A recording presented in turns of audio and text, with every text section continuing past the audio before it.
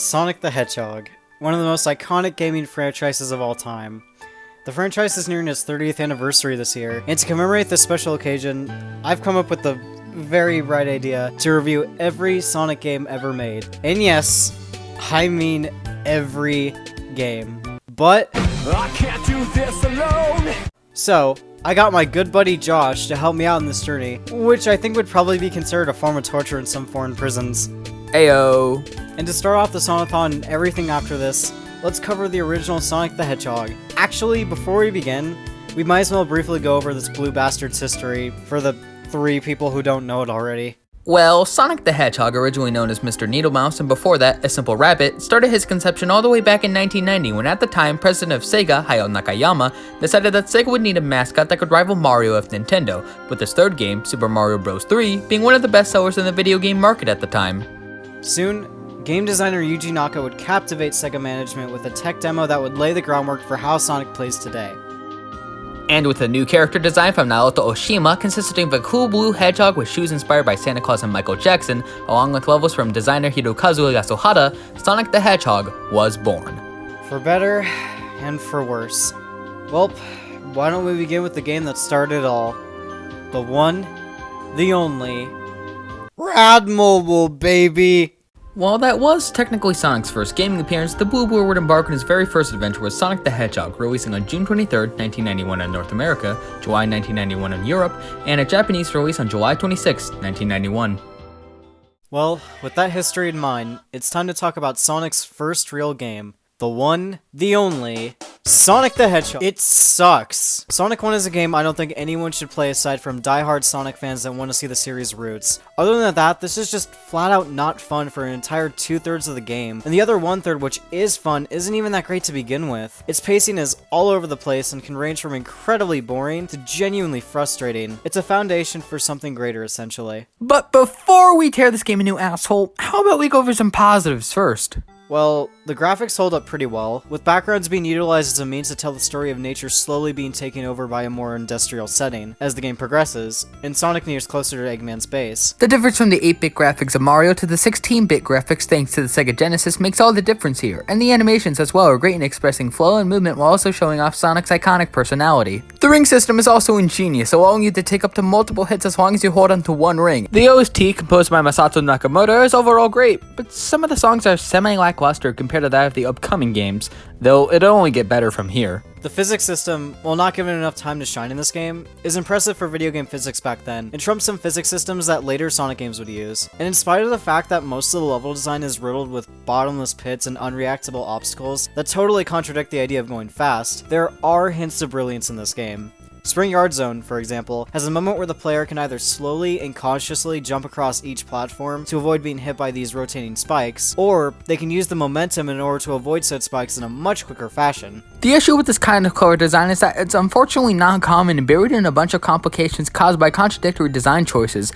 Ironically, I'd say that the original Mario has a much faster pace juxtaposed with that of Sonic 1, as in Mario, you're never required to wait for progression. Sonic the Hedgehog. Speed, action, graphics, gameplay.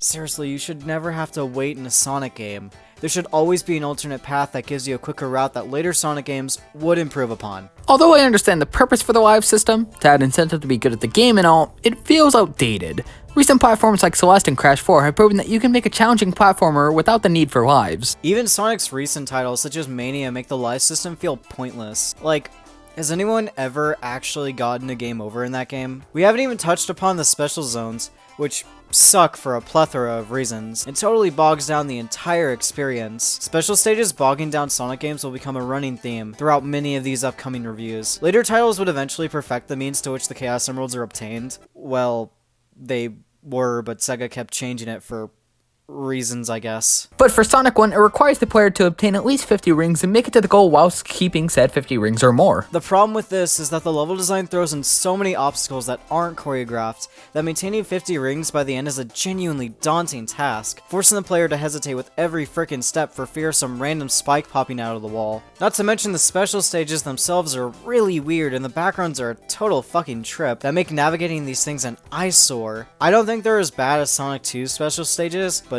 damn, these are not much better. And if you don't manage to get all the Chaos Emeralds, spoiler alert for a 30-year-old game, you won't be able to get the good ending as Danny DeVito reject mocks you for your incompetence.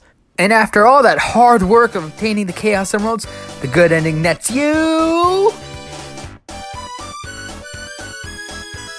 absolutely nothing! There's so many other things I want to complain about with this game. The fact that the final zone kind of negates the ring system, opting instead to add a bunch of bottomless pits and obstacles that'll crush you, basically serving as one-hit kills. The boss fights are kind of dumb and not much of a challenge aside from the final one. That sucks big monkey dick. Labyrinth Zone getting 4 fucking zones, why? But in spite of all its faults, knowing that future titles would only improve upon the foundation set by this one, I can't entirely hate it, as it led to games such as Sonic 2, Sonic 3 and Knuckles, and Mania. Beautifully said, my friend. Anyways, onto a really great game. Oh shit, we have to cover the Game Gear version first. Don't forget about the obscure spin-offs no one else knows about. While me and Josh had some sort of nostalgia attached to Sonic 1 on Genesis, we had never played Sonic 1 on Game Gear up until doing the Sonithon, so we kinda went in blind on this one and approached this game with pretty low expectations, only to find that Sonic 1 on Game Gear was not only really solid, but even surpassed its console counterpart in almost every aspect. It's important to note that this is not just a direct port of Sonic 1 on handheld. No, we'll get to that one later. No, for Sonic 1 on Game Gear, both the zones and level design are completely different from the Genesis version, and this is without a doubt for the better. Unlike Sonic 1's pretty rough stage design, which struggled in finding a good balance between speed and challenge, the design of these stages is a lot better as a whole. Instead of having to wait for moving platforms or having to push blocks around, Sonic 1 on Game Gear almost always grants the player an opportunity to maneuver around most obstacles. And the level design often rewards the player with hidden areas that gift extra lives or even Chaos Emeralds, which instead of being locked behind special stages, are hidden throughout the levels themselves, which I kinda prefer compared to what Sonic 1 does. But there actually are special stages, unlocked via the same method as that seen in Sonic 1 on Genesis. Except instead of granting the player with a Chaos Emerald, they can get extra lives and continues, making it pretty easy to get through the game on the first go, especially since there isn't as much random bullshit in the stages. Except for Labyrinth Zone, why did they bring this back? And the zones themselves are really solid. While the themes aren't Starlight Zone, Marble Garden Zone, or Green Hill Zone, they're instead Bridge. Just Bridge. However, the design in these zones uses these more simplistic environments to their advantage, such as in Jungle Zone. In Jungle Zone, the player has to make their way across by using wooden logs that are being carried downstream by the waterfall in the background. This is just one example of the levels doing a much better job of immersing the player into the game's world compared to what Sonic 1 does. The environments are more integrated into the stage's layout and design, making it feel way more alive compared to Sonic 1 on console's semi-artificial design. Okay, but the waterfall murders my eyes. Suffer for good design. What complements this design even more is the fact that it retains the same physics system as that seen in console Sonic 1, which is incredibly impressive, especially for a small handheld that took like 6 freaking batteries and lasted only 2 hours. But what unfortunately doesn't carry over from the console version is the ring system.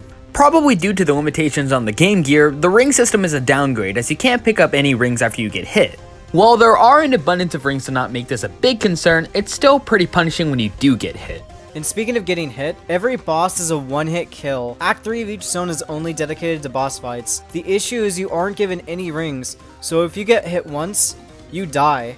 Game over. These latter third act boss fights are the cause of almost every death me and Josh faced whilst playing this. On top of the lack of rings, the hitbox can be really weird, leading to deaths that feel really unfair. Wait, those are really our only complaints. I mean, Labyrinth zones suck, but that's just kind of par for the course. Well, I guess aside from that, this game was incredibly solid. We both went in with low expectations, but ended up finding this one to be the superior version of Sonic 1. With much better level design, Chaos Emerald hunting, and more intuitive zones. It may be difficult to find a legal copy, but you totally should not look up retrogames.com and search for Sonic 1 on Game Gear. But with the foundation set from both the console and handheld version, Sonic could only go up from here. Sonic Eraser!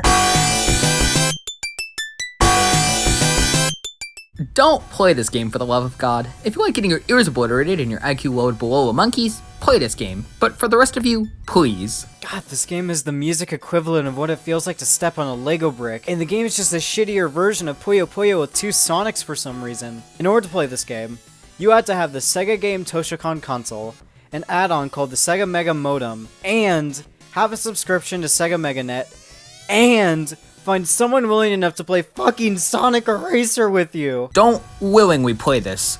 This game was so bad we had to call the police. Wait, what?